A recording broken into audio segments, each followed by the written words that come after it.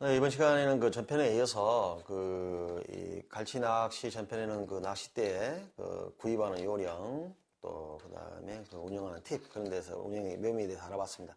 이번 시간에는 그 갈치 낚시 바늘, 아주 중요한 부분입니다. 갈치 낚시 바늘이고요. 그다음에 또 집어등, 또 어떤 그 기타 장비에 대해서 알아보겠습니다. 갈치 낚시는 이제 바늘이 이렇게 여러 가지 형태가 있습니다.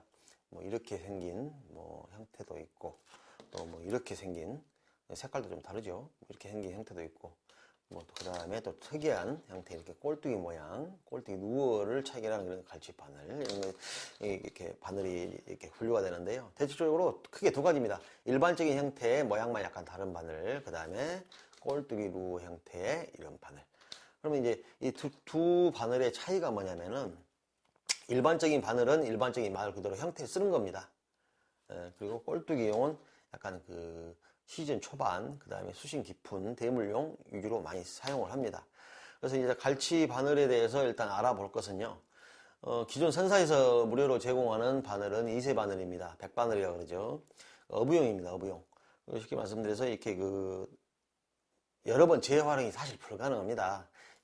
이유가 뭐냐면은 이 재질 자체가 일단 이렇게 사제 바늘과는 달리 재질 자체가 좀 물러요. 물른 재질을 썼고 이 끝이 그렇게 날카롭지가 않습니다. 그래서 뭐 한 서너 번 후킹이 되면 자동 후킹을 하든 인위적인 후킹을 하든 간에 끝이 많이 무뎌집니다. 무뎌지고 이렇게 현광 튜브라든지 이런 부분이 약간 좀 야닥하죠. 그래서 이제 무료로 물론 제공하기 때문에 근데 그걸 갖고 뭐 갈치를 못 잡고 그러지는 않습니다. 하지만은 권장하고 싶은 것은 수제 바늘을 준비를 좀 해 가시는 게 좋습니다. 그래서 이제 개인적으로 이제 저희 온바다에서 이제 판매도 하고 있는데요. 어디서 구입을 하든 간에 세상에서 판매를 하고 있습니다. 구입을 하든 간에 기본적인 바늘 재질이 니켈로 되어 있고요. 수제 바늘입니다. 그 다음에 이런 만들어진 전체적인 형태 깔끔한 거. 낚시 바늘 끝이 타공이 아주 잘 되어 있습니다. 이것은 손 대면 찔립니다. 굉장히 무서운 바늘이에요. 그래서 이제 수제 바늘은 특징이 뭐냐면 재활용도 가능하다는 겁니다. 끝만 무뎌지지 않으면 이 바늘은 보통 저희들이 써보면은 거의 10회 이상 뭐 자동 후킹 한 15회까지 해도 이 바늘 끝이 무뎌지지가 않아요. 그래서 채비의 교환 시간이 많이 줄어들고 또 아무래도 제대로 이렇게 후킹이 되기 때문에 아무래도 낭비가 없습니다. 거기에 낭비가. 그래서 이제 일반적인 바늘을 사용하는 방법 중에 이제 때 말씀을 드리고 있는데요. 이 야광 튜브도 문제입니다. 이게 이제 야광인데요. 형태만 다를 뿐이지 물속에 들어가면은 다 같이 이제 이렇게 푸른 야광 빛을 냅니다. 야광 빛을 내는데 이게 이제 야광 이 튜브가 굉장히 긴 경우가 있어요. 이렇게 거의 10cm 가까이 달려있는 그런 제품도 있고 그러는데 권장하고 싶은 것은 야광 튜브가 5cm를 넘어가면 안 됩니다. 왜냐면은 이게 뭐 빛을 많이 발해서 고기가 막 환장하고 달려들고 그런 거 아닙니다. 그게 뭐냐면은 이 호기심을 너무 유발시키면 활성기 때는 좋지만 비활성기가 분명히 시간이 있습니다. 그때는 고기가 전혀 안 물어버려요. 그러니까 너무 밝다든지 너무 자극적이면 물지 않는다는 이야기입니다. 경계를 해버려요, 오히려. 그래서 가능하면 튜브 길이가 5cm 이내 거, 일반적인 형태로 5cm 이내 것을 쓰기를 바라고요. 이 튜브에 무슨 어느 분들은 또 케미를 꽂아갖고 쓰시고 그런 분이 계시는데, 사실 뭐, 효과가 있겠지요. 그런데, 써본 결과 오히려 역효과가 많았습니다. 뭐냐면은 경계를 내요. 두려움의 대상이 되어버리는 거예요, 오히려.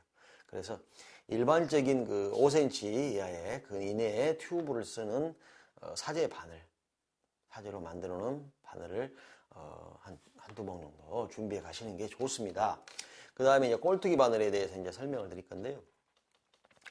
이 꼴뚜기 바늘은 이제 이렇게 꼴뚜기 루어가 이렇게 달려 있어요. 너플러프런이.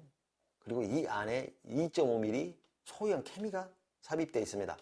그래서 이것을 이제 사용하시기 전에 미리 1시간 정도, 2시간 정도 전에 이 부분을 꺾어 가지고 빛을 발광을 시켜서 어느 정도 좀 소진을 시켜 주시기 바랍니다. 쓰시려면은. 그냥 빛을 좀 죽여야 돼요. 아까 말씀드렸듯이 너무 밝으면 역효과입니다. 그래서 이제 모양이 꼴뚜기 모양이고 이런 대상의 시선을 자극하는 이런 형태가 되기 때문에 이런 꼴뚜기 형태 바늘은 어디에 쓰냐면은 채비의 맨 하단, 제일 밑에 쪽, 2개 정도, 또 제일 위에 쪽 2개 정도를 이 꼴뚜기 바늘을 사용하게 됩니다. 아까 말씀드렸다시피 꼴뚜기 바늘은 대물용입니다. 근본 채비 자체가 또 삼치 유인용입니다. 그렇기 때문에 손님고기인 갈치 낚시를 하다 보면 손님고기인 삼치가 제일 많이 달라집니다. 근데 물론 삼치도 굉장히 맛이 있고 또 가치가 있는 고기지만 손님고기는 손님고기로 끝나야 됩니다.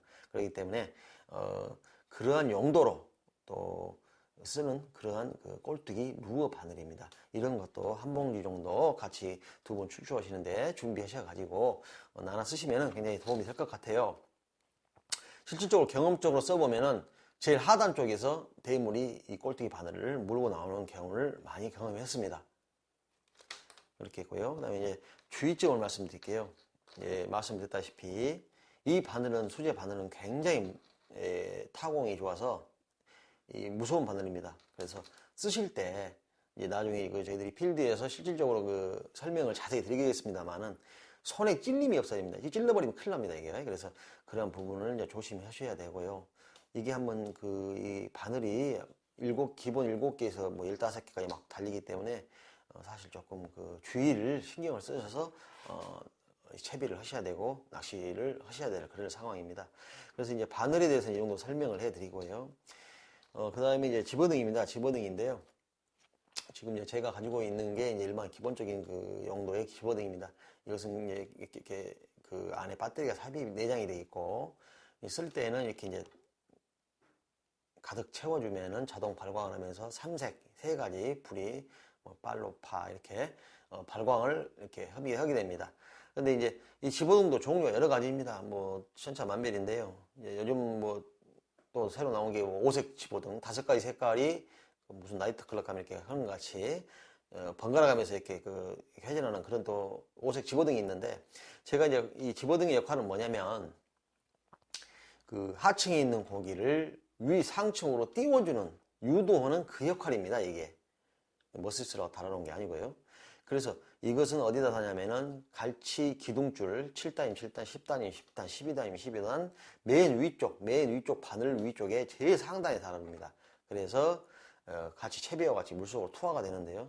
이게 물속에서 이렇게 반짝반짝 하면서 밑에 있는 대상어를 위쪽으로 끌어올립니다. 그러면 이게 호기심을 느끼고 밑에 있는 애들이 쑥 타고 올라오면서 미끼가 있으니까 중간중간에 그걸 받아먹는 이렇게 그런 유도하는 그 어떤 장치죠. 그런데 이제 이게 알아두셔야 할 거 있어요. 어떤 분들은 이것을 막 이게 효과가 좋은 줄 알고 위에 했나, 제일 밑에 했나, 뽕돌이 했나 이렇게 달아갖고 막 투하하시는 분들인데 그 아무 의미가 없는 행동이라 생각합니다. 그 제일 밑에 달아갖고 뭐 할 겁니까?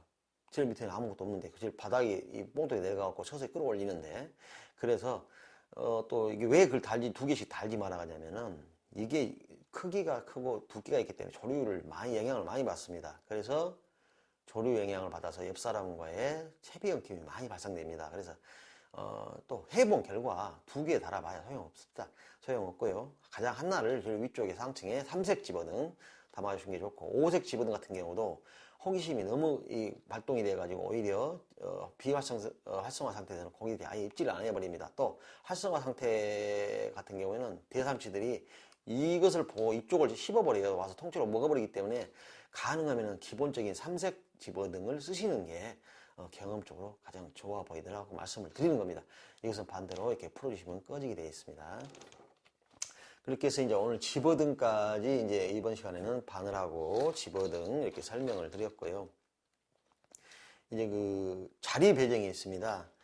이제 그 선사를 이제 선박을 타게 되면은 자리 배정에서 그런 운영하는 그런 부분이 있는데요. 그런 부분은 제가 잠깐 또 다시 새로운 창으로 해가지고 말씀을 드리겠습니다. 네, 어떻게 보셨습니까? 이제 갈치 낚시 채비에 대해서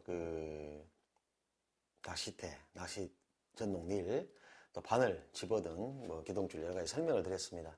마지막으로 이렇게 또 이 대장 쿨러, 갈치를 전용으로 담을 수 있는 길이가 굉장히 긴 대장 쿨러가 또 이렇게 준비를 하셔야 되는데, 많으면 사실 부담스러운 경비가 되고 그럴 것 같으면은 선사에서 무료 제공하는 스티로폼 박스를 이용하셔야 됩니다.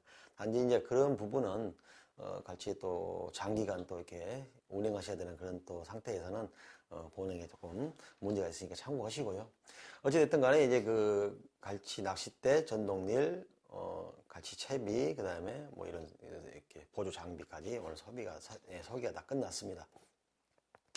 이제 아까 말씀드린 대로 이제 이 갈치 낚시를 가는데 이 정해진 예약된 선사에 가가지고 자리 배정을 하게 됩니다. 자리 배정을 하게 되는데 이게 이제 제일 좋은 자리는